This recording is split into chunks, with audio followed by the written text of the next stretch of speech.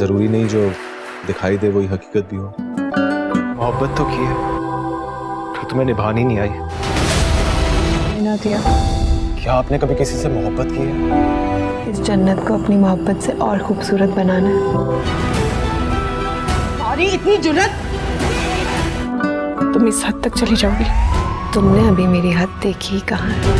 تم نے میری محبت کی حد دیکھی ہے، نفرت کی نہیں. اور سیرت بہت زیادہ خوش ہوں گی کہ آخرکار انہوں نے جو چاہا اسے حاصل کر لیا. شہرام کی ماں خود آ کر اس کا رشتہ طے کر کے گئی ہے. اب یہاں پر زینیا کی ماں سیرت کو یہ فکر ہے کہ کسی طریقے سے زرار اور فریال کا رشتہ طے ہو جائے تاکہ وہ شہرام کی ماں کے سامنے جھوٹی ثابت نہ ہو.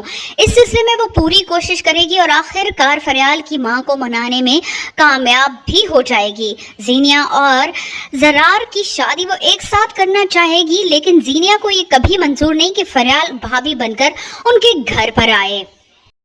اس قدر خود غرض لڑکی ہے کہ نہ تو اسے اپنے بھائی کی خوشی کی کوئی پرواہ ہے اور نہ ہی اپنی کزن فریال کی. وہ چاہتی ہے کہ فریال کو وہ ہمیشہ روتا ہوا ہی دیکھے.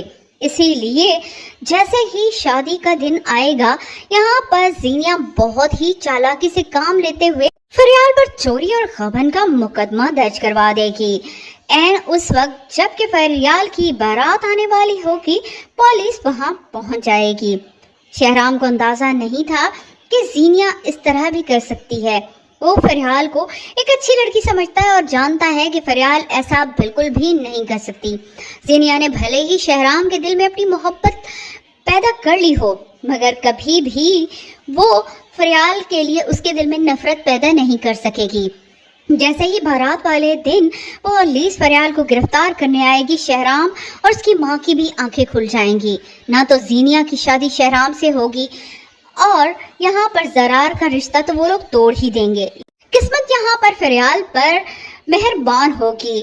شہرام کی ماں خود آ کر اس کا رشتہ مانگے گی اور اس طرح سے شہرام اور فریال کی شادی ہو جائے گی. وہ زینیا جو کہ فریال کو نیچا دکھانا چاہتی تھی خود اپنی محبت سے ہاتھ دھو بیٹھے گی. شہرام سے یہی کہے گا کہ اس نے محبت تو کی ہے مگر وہ اسے نبھا نہیں سکی اور یہ بات سچ بھی ہے. اگر وہ چاہتی تو خاموش رہتی اور اپنی بھابھی فریال کو بننے دیتی مگر اس نے اپنے راستے میں خود ہی رکاوٹیں پیدا کر لیں.